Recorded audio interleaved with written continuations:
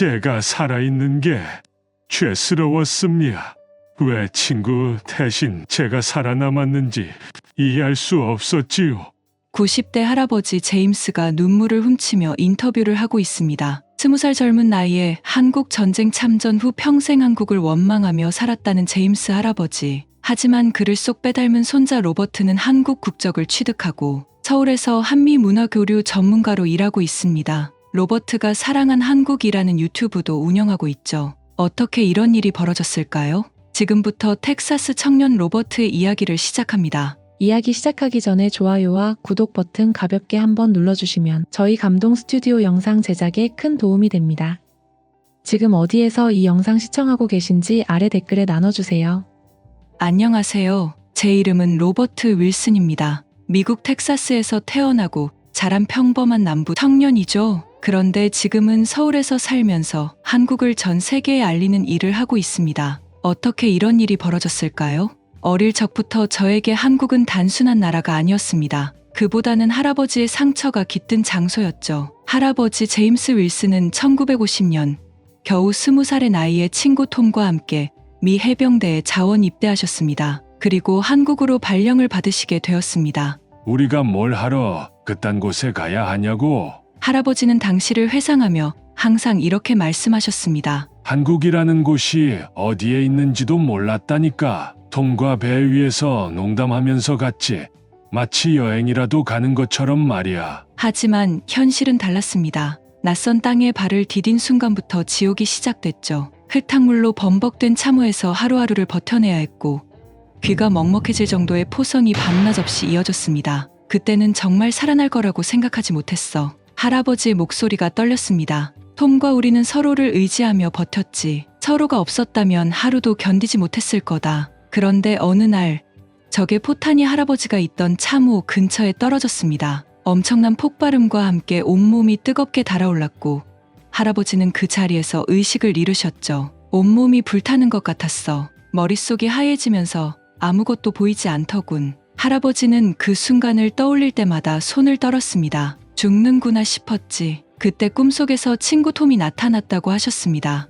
야, 제임스, 일어나. 아직 안 끝났어. 여긴 내가 누워있을 곳이 아니야. 톰의 목소리가 또렷하게 들렸고 그 순간 할아버지는 번쩍 정신이 들었습니다. 정말 기적이었어. 기적. 할아버지는 후방병원으로 이송되어 4주간 치료를 받으셨죠. 다행히 생명에는 지장이 없었지만 정신적 충격은 컸습니다. 그렇게 회복하던 어느 날 간호사가 편지 한 통을 조심스럽게 건넸습니다. 친구 톰의 사망 소식이었죠. 전후 토마스 밀러의 전사를 확인하였습니다. 그 글자들이 할아버지의 눈에 들어오는 순간 세상이 무너졌습니다. 톰이 죽었다는 소식을 듣고 한동안 말도 할 수 없었어. 할아버지는 병원 침대에서 벽만 바라보며 며칠을 보내셨다고 했습니다. 내가 살아있는 게 죄스러웠어. 왜 톰 대신 내가 살아남았는지 이해할 수 없었지. 그날 이후 할아버지의 마음속에는 한국에 대한 원망이 뿌리를 내렸습니다. 한국이 내 친구를 데려갔다. 내 가장 소중한 친구를 빼앗아갔어. 그 상실감은 점점 증오로 변했고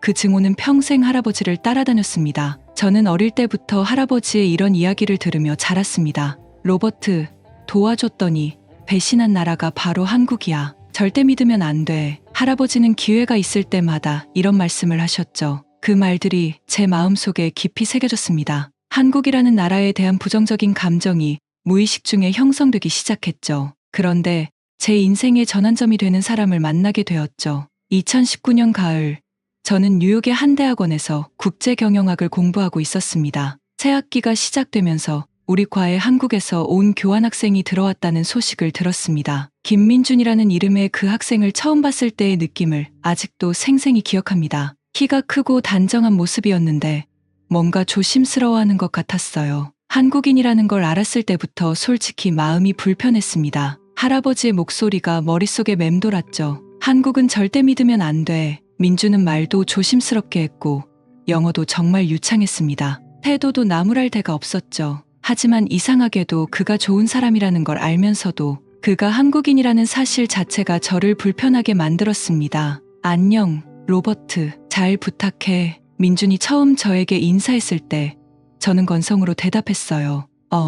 안녕. 그 이상도 그 이하도 아니었죠. 첫 번째 수업부터 민주는 모든 사람을 놀라게 했습니다. 교수님이 아시아 기업의 글로벌 전략에 대해 질문했을 때 민준이 손을 들었어요. 삼성과 LG의 경우를 예로 들어보겠습니다. 민준의 발표가 시작됐죠. 두 회사 모두 초기에는 일본 기업들의 기술을 벤치마킹했지만 점차 독자적인 기술력을 쌓아갔습니다. 특히 메모리 반도체 분야에서는 세계 1위를 달성했고요. 저는 멍하니 듣고 있었습니다. 민준의 분석은 정확했고 데이터도 풍부했어요. 이런 구조로 접근하면 한국 기업도 미국 시장에서 충분히 승산이 있습니다. 실제로 삼성 갤럭시는 아이폰과 경쟁하고 있고 LG는 가전 분야에서 인정받고 있죠. 교수님은 감탄했습니다. 훌륭한 분석이네요. 정말 인상적입니다. 반 전체가 박수를 쳤어요. 저도 어쩔 수 없이 박수를 쳤지만 마음 한편으로는 당황스러웠습니다. 이게 내가 알고 있던 한국이 맞나? 제 머릿속에 있던 한국의 이미지와는 너무 달랐어요. 며칠 후 저는 민준과 팀 프로젝트를 함께 하게 됐습니다. 교수님이 무작위로 팀을 구성했는데 하필 민준과 같은 팀이 된 거예요. 처음에는 정말 꺼림칙했습니다. 잘 해보자, 로버트. 민준이 환하게 웃으며 말했을 때 저는 억지로 미소를 지었어요. 그래. 열심히 해보자. 마음에도 없는 소리였죠. 점점 대화가 많아지면서 민준이 사람 자체는 참 괜찮다는 걸 느끼기 시작했어요. 성실하고 배려심도 깊었습니다. 제가 실수를 해도 화내지 않고 도와줬죠. 괜찮아, 로버트. 다시 해보면 돼. 민준의 이런 말들이 저를 당황스럽게 만들었습니다. 어느 날 프로젝트 때문에 민준의 기숙사 방에 가게 됐습니다. 문을 열고 들어서는 순간 벽에 걸린 태극기가 제 눈에 들어왔어요. 그 순간 가슴속에서 뭔가가 울컥 올라왔습니다. 할아버지의 목소리가 귓가에 맴돌았죠. 한국이 내 친구를 데려갔다. 저도 모르게 민준에게 도발적인 말을 했습니다. 민준아, 솔직히 궁금한 게 있어. 미국이 없었으면 지금 너네 나라는 북한일 거란 생각은 안 해? 감사하단 마음은 가지고 있는 거야? 순간 민준의 표정이 굳어졌습니다. 하지만 화를 내지는 않았어요. 조용히 고개를 끄덕이며 말했죠. 로버트, 정말 고맙게 생각해. 미국의 도움이 없었다면 지금의 한국은 없었을 거야. 그런데 민준의 다음 말이 저를 놀라게 했습니다. 하지만 한국은 감사를 행동으로 보여주고 있어. 민준이 노트북을 켜더니 여러 자료들을 보여줬어요. 1960년대 한국의 1인당 국내 총생산은 아프리카 가나보다 낮았어. 그런데 지금은 세계 10위권 경제대국이 됐지. 화면에 나타난 그래프를 보니 정말 놀라웠어요. 급격한 성장 곡선이었습니다. 그리고 이걸 봐. 민준이 다른 자료를 열었어요. 한국은 지금 세계 곳곳에 개발 원조를 하고 있어. 아프리카, 동남아시아, 중남미까지. 받은 도움을 이제는 다른 나라에 주고 있는 거야. 저는 할 말을 잃었습니다. 이런 사실들을 전혀 몰랐거든요. 민준은 계속 설명했어요. 한국 전쟁 당시 16개국이 우리를 도와줬잖아. 그 고마움을 잊지 않고 있어. 매년 참전용사들을 한국으로 초청해서 감사 인사를 드리고 있어. 그 순간 저는 혼란스러웠습니다. 할아버지가 말씀하신 한국과 민준이 보여주는 한국이 너무 달랐어요. 누구의 말이 맞는 걸까요? 로버트, 나도 할아버지가 있어. 민준이 조용히 말했어요. 한국 전쟁 때 14살이었대. 미군들이 나눠준 초콜릿 맛을 평생 잊지 못한다고 하셔. 그 말을 듣는 순간 저는 묘한 기분이 들었어요. 같은 전쟁을 다른 시각에서 바라보는 두 할아버지의 이야기였거든요. 우리 할아버지는 항상 말씀하셔. 미군들이 없었다면 지금 우리는 없었을 거라고. 민준의 목소리에 진심이 담겨 있었어요. 그 고마움을 절대 잊으면 안 된다고. 말이야. 학기가 끝나갈 무렵 민준이 저에게 제안을 했습니다. 로버트, 여름휴가 때 한국에 와보지 않을래? 직접 보면 달라질 수도 있어. 저는 한참을 망설였어요. 한국에 간다는 것 자체가 할아버지에 대한 배신 같은 느낌이 들었거든요. 하지만 한편으로는 정말 궁금했습니다. 민준이 말하는 한국이 어떤 곳인지 직접 확인해보고 싶었어요. 그래, 가보자. 결국 저는 결정을 내렸습니다. 직접 보면 실망하게 될 거야. 그러면 할아버지 말씀이 맞다는 걸 확인할 수 있겠지. 12시간의 비행 끝에 인천공항에 도착했습니다. 비행기에서 내리는 순간부터 제 예상은 빗나가기 시작했어요. 공항이 정말 깨끗하고 현대적이었거든요. 이게 한국이야? 저는 속으로 중얼거렸습니다. 제가 상상했던 모습과는 너무 달랐어요. 민준이 마중 나와서 저를 반겼어요. 어서 와, 로버트. 한국에 온 걸 환영해. 공항에서 시내로 가는 길에 저는 창밖 풍경을 유심히 봤어요. 고속도로는 잘 정비되어 있었고 주변 건물들도 현대적이었습니다. 정말 발전했네. 저도 모르게 감탄사가 나왔어요. 지하철을 타는 순간 또 한 번 놀랐습니다. 정말 깨끗하고 조용했어요. 그리고 무엇보다 와이파이가 지하철에서도 터진다는 게 신기했습니다. 미국 지하철보다 좋은데 저는 솔직하게 말했어요. 거리를 걸어보니 정말 놀라웠습니다. 쓰레기 하나 없이 깨끗했고 사람들도 질서를 잘 지켰어요. 특히 인상 깊었던 건 모든 사람이 스마트폰을 들고 다니면서도 서로 부딪히지 않는다는 점이었습니다. 여기 사람들 정말 매너가 좋네. 그날 저녁 민준의 집에서 그의 할아버지를 만나게 됐습니다. 김영도 할아버지, 당시 89세셨어요. 처음 뵙는 순간부터 뭔가 특별한 분이라는 느낌이 들었습니다. 미국에서 왔다고 들었네.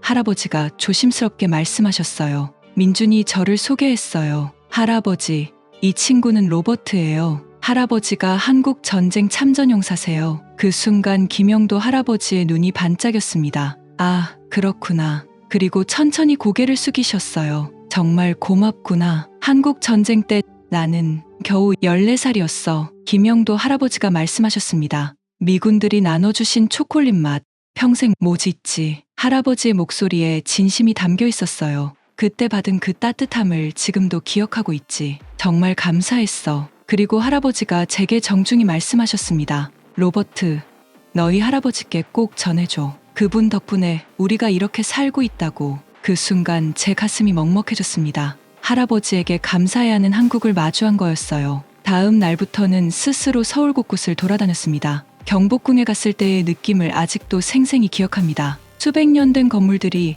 현대적인 서울 한복판에 자리 잡고 있는 모습이 신기했어요. 역사와 현재가 조화롭게 어우러져 있었습니다. 명동 거리를 걸어볼 때는 또 다른 충격을 받았어요. 정말 활기찬 곳이었거든요. 사람들로 북적거렸지만 무질서하지 않았고 상점들도 정말 다양했습니다. 한국 화장품이 이렇게 유명한 줄 몰랐네. 명동에서 본 외국인 관광객들이 한국 제품을 사는 모습이 인상적이었어요. 강남에 갔을 때는 정말 놀랐습니다. 첨단 기술과 세련된 건물들, 그리고 질서정연한 교통 시스템까지. 이게 정말 아시아 나라가 맞나? 자꾸 이런 생각이 들었어요. 하지만 무엇보다 감동적이었던 건 사람들이었습니다. 지하철에서 길을 잃었을 때 중년 아저씨가 손짓 발짓으로 도와주더군요. 영어를 못하시는 것 같았는데도 정말 친절하게 알려주셨어요. 고맙습니다. 제가 한국어로 인사하니까 아저씨가 환하게 웃으셨어요. 식당에서도 비슷한 경험을 했어요.